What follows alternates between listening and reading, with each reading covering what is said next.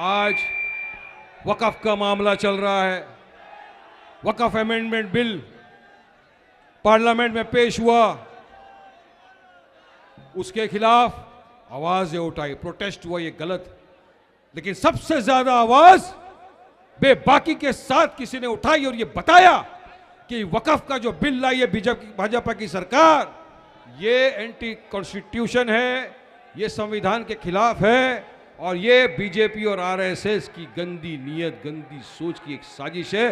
तो आवाज किसी और ने नहीं, मेरे आपके कायद बैरिस्टर सदुद्दीन ओवैसी साहब ने। चुनाव के पहले आपके सामने आए, बड़े बड़े वादे किए गए थे, लेकिन आज एक भी वादा पूरा नहीं किया। आज हमारे सामने एक तरफ बीजेपी है, दूसरी तरफ कांग्रेस है, एक आरएसएस का इंडिविजुअल खड़ा हो गया, इंडिपेंडेंट, तीसरा आरएसएस बीजेपी को सपोर्ट करने के लिए समाजवादी भी खड़ा हो चुका है।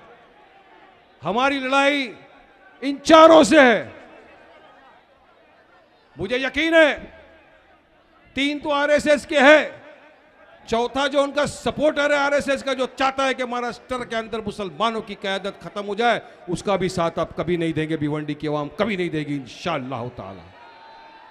पिछली मर्तबा मजलिस इत्तेहादुल मुस्लिमीन ने आपके अपने खालिद साहब को समर्थन दिया, मजलिस कुछ वोटों से पीछे रह गई। आज भी लोग पछता रहे, बोल रहे वारिस भाई अगर उस वक्त हम गफलत में नहीं रह जाते तो आज एक मुसलमान की बेबाक आवाज असेंबली के अंदर गूंजती। लेकिन यकीन मानिए अब आपके पास मौका आया है, अभी नहीं तो कभी नहीं। ये लोगों ने आज भिवंडी की जो हालत की है, इसके जवाबदार कहीं ना कहीं आप और हम भी है, क्योंकि हमने वोट दिया, इनको वोट लेकर इख्तिदार की कुर्सी पर बैठे काम नहीं किया। आज भिवंडी के मसले देखो, जहां जहां जा रहा हूं गलियों में, जहां जहां मिल रहा हूं अपनी माँ बहनों से, बुजुर्गों से, सब एक ही बात मुझे बोल रहे वारिस भाई ये रास्ते की हालत देखो, अब रास्ता नहीं बन रहा।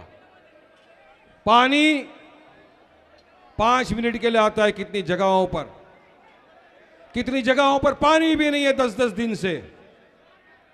टोरेंट एक ऐसा इलेक्ट्रिसिटी का ये है जो भिवंडी की आवाम का रोज खून सुखा रहा है, खून चूस रहा है। बिल कम होने का नाम नहीं ले रहा, बढ़ता जा रहा है बिल। कोई इनके पास मसाइल कुछ नहीं है। बस इनको एक ही चीज है, हमको इख्तिदार मिल गया, अब हम नचाएंगे।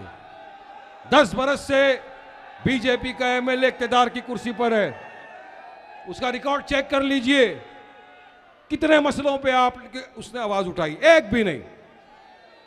जब टोरेंट की बात आई उस वक्त भी ये खामोश थे, लेकिन आपकी तरफ से कोई लास्ट सेशन था, उस वक्त जो आवाज उठाई वो आपका गुलाम मजलिस का सिपाही वारिस पठान था, जिसने उस वक्त भी आवाज उठाई थी।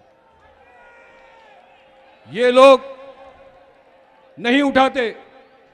आज आप खुद देखिए देश के हालात अब तमाम के साथ, जब से भाजपा सरकार सत्ता में आई है, मुसलमानों के खिलाफ एक जंग सी छेड़ दी गई है। इनको हमारे हिजाब से नफरत, हमारे खाने पीने से नफरत, हमारे पहनने ओढ़ने से नफरत। अब इनकी नजर हमारी वक़्फ़ की जो जमीन है उस पर है। ये वक़्फ़ की वो जमीन है जो हमारे बुजुर्गों ने सवाब की नीयत से हमारे बेवाओं के लिए, यतीमों के लिए डोनेट किया था, दान किया था। आज भाजपा आरएस चाहती है कि ये जमीन भी हमारी छीन ली जाए।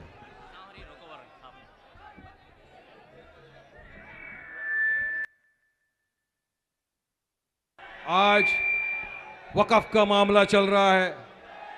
वक़्फ़ अमेंडमेंट बिल पार्लियामेंट में पेश हुआ, उसके खिलाफ आवाजें उठाई, प्रोटेस्ट हुआ, ये गलत। लेकिन सबसे ज्यादा आवाज बेबाकी के साथ किसी ने उठाई और ये बताया कि वक़्फ़ का जो बिल लाई है भाजपा की सरकार, ये एंटी कॉन्स्टिट्यूशन है, ये संविधान के खिलाफ है और ये बीजेपी और आरएसएस की गंदी नीयत, गंदी सोच की एक साजिश है। तो आवाज किसी और ने नहीं, मेरे आपके कायद बैरिस्टर सदुद्दीन ओवैसी साहब ने उठाई थी। वक़्फ़ पे आवाज उठाने वाला बैरिस्टर सदुद्दीन ओवैसी साहब। मॉब लिंचिंग कहीं हो गई, सबसे पहले अगर मुंबई के तरफ में कहीं भी है तो मुझे फोन आता, वारिस जल्दी चलो वहां पे जाओ और उस इंसान के साथ खड़े हो जाओ जिसको मारा गया, उसके परिवार के साथ खड़े हो जाओ। ऐसा है मेरा कायद बैरिस्टर असदुद्दीन ओवैसी साहब, अकबर ओवैसी साहब। गाय के नाम पर बेगुनाह मजलूमों का कत्ल कर दिया जाता है, सब मुंह में दही जमा कर बैठते, मगर आवाज उठाती है आपकी तरफ से तो मजलिस इत्तेहादुल मुस्लिमीन उठाती है आवाज। हर मुद्दे पे आपके, बाबरी से लेके, दादरी से लेके, ट्रिपल तलाक का हो, CAA-NRC का हो जाए, मॉब लिंचिंग हो जाए, JCR के नाम पे मुसलमानों का कत्ल कर दिया जाए, वक़फ़ का मसला आ जाए, हिजाब का मसला आ जाए, आपके हर मुद्दों पर अगर कोई बेबाकी के साथ आवाज उठाती है तो मजलिस इत्तेहादुल मुस्लिमीन आवाज उठाती है। और अगर हर मुद्दों पे जो आपके साथ कांधे से कांधा मिलाकर खड़े हैं, बेबाकी के साथ आपकी आवाज बन के हर जगह गूंजते हैं, तो आपके वोट के असली हकदार भी तो मजलिस इत्तेहादुल मुस्लिमीन हो या नहीं हो, जवाब दीजिए। हर मुद्दे पे आपके खड़े हैं। काफी बातें बताएंगे अभी अकबर साहब, लेकिन मैं आपको यहां के डेवलपमेंट के विकास के लोकल मुद्दों की बात बता रहा हूं। 3 RSS वाले खड़े हुए हैं यहां पर, 3 बीजेपी, पाटिल, कांग्रेस और 3 को सपोर्ट करता हुआ समाजवादी पार्टी, जो चाहता है कि मुस्लिम क़यादत को महाराष्ट्र से खत्म कर दिया जाए। अपने जाति मफाद के लिए उसने भिवंडी वेस्ट से, भिवंडी पश्चिम से अपने उम्मीदवार को उतारा है। बताना चाहता हूं मैं क्यों उतारा है उसने।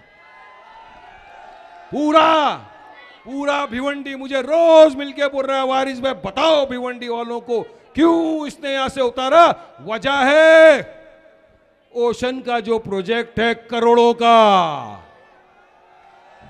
है ना, वो प्रोजेक्ट इनका है, उम्मीदवार का है, ये महाराष्ट्र के उसके प्रेसिडेंट आसिम का है। ये प्रोजेक्ट बचाने के लिए भिवंडी करो मेरे माँ बाप भाई बहनों आपके साथ षड्यंत्र रचा जा रहा है। बीजेपी की डुगडुगी बज रही है यहां, ये नाच रहा है। ये बचाने के लिए इनको भेजा गया है। बी टीम को पहचानो मेरे दोस्तों, बुजुर्गों, अजीज साथियों, आज भी ये इसलिए यहां पर आए हैं, वरना क्या था इनका। हर जगह जहां हमारे सिटिंग MLA थे वहां भी उतार दिया। अरे हम लड़ेंगे, लेकिन हमको यकीन है कि भिवंडी की आवाम और महाराष्ट्र की आवाम और मजलिस इत्तेहादुल मुस्लिमीन के प्रत्याशियों को चुनकर महाराष्ट्र की असेंबली के अंदर भेजेगी इस मर्तबा इंशाअल्लाह ताला। हम आए आपके बीच, मैं आया हूं, मैं मेरे कायद के सामने वादा करता हूं आपसे कि अकबर साहब इंशाअल्लाह ताला मैं भिवंडी में अपना घर बसाऊंगा, भिवंडी में रहूंगा। यहां के लोग मुझे दुआओं से मोहब्बतों से नवाजेंगे। इंशाअल्लाह असेंबली में जाऊंगा, भिवंडी वालों के हर एक मसले के ऊपर सरकार की आंख में आंख डालकर सवाल करूंगा, इनके हर मसलों को मैं पूरा करके दिखाऊंगा। मेरे कायद के सामने ये वादा है मेरा कि इंशाअल्लाह ताला मजलिस इत्तेहादुल मुस्लिमीन का ये सिपाही आपकी लड़ाई लड़ेगा, हक की लड़ाई लड़ेगा, इंसाफ की लड़ाई लड़ेगा। पानी का जो प्रॉब्लम है इंशाअल्लाह ताला वो भी हम खत्म करेंगे, लेकिन आसमान से तारे तोड़ के लाने के झूठे वादे वारिस पठान नहीं करता। मुझे यकीन है इंशाअल्लाह ताला इतनी काबिलियत है मजलिस के इस सिपाही में कि आपकी जो पानी की किल्लत है उसको खत्म करके दिखाऊंगा इंशाअल्लाह ताला। 6 महीने टोरेंट की बात चल रही थी, हमारे को भारी से भारी बिल आ रहे हैं, हमारे गरीबों का पसीना चूस चूस के टोरेंट कंपनी कमा रही है। आपके बीच में लोग आए, बोले हमको वोट दो, हम 1 दिन में खत्म कर देंगे। आज तक बाद में आपके बीच में आए भी नहीं, लेकिन मैं आपसे जुबान देता हूं, वादा करता हूं इंशाअल्लाह ताला जब यहां से चुनकर असेंबली के अंदर जाएंगे हम, आपके बत्ती के बिल में, बिजली के बिल में 200 यूनिट माफ कराने की बात रखेंगे, दावा करेंगे, करके दिखाएंगे इंशाअल्लाह। जब देश की अलग अलग जगहों पे हो सकता है तो मेरे भिवंडी वालों ने क्या गुनाह किया है भाई? इनका गुनाह नहीं है ये MLA जो जीत कर आ रहे हैं आपकी तरफ से, कभी इसने मुंह नहीं खोला। आज भिवंडी वालों के पास कोई स्कूल नहीं है जहां उनके बच्चे अच्छी तालीम हासिल कर सके। मैं देखता हूं स्कूलों की हालत, और उसके बाद मैं देखता हूं मेरे कायद की बनाई हुई स्कूल हैदराबाद के अंदर, Owaisi school of excellence, PG to KG, पूरे school, college, medical institute, hospitals, तमाम काम किसके लिए किए? सेवा के लिए। और मैं हक के साथ बोलता हूं कि मुझे फख्र है कि मैं ऐसी पार्टी के साथ जुड़ा हुआ हूं जिस पार्टी ने जो काम किया हैदराबाद में, पूरे हिंदुस्तान के किसी सियासत पार्टी ने आज तक ऐसा काम नहीं किया है। यहां पर काफी लोग हैदराबाद के हैं, मुझे मिलते भी हैं, बोलते हैं वारिस भाई वाकई में हम जो काम देखते हैं वहां पर जाकर अकबर ओवैसी साहब का, तो दिल से दुआ निकलती है कि वाकई में अल्लाह ने ऐसा भी कोई बंदा भेजा है जो कोविड के वक्त भी दिल खोल के उसने अपना काम किया है। 16,000 बच्चे मुफ्त में तालीम हासिल करते हैं।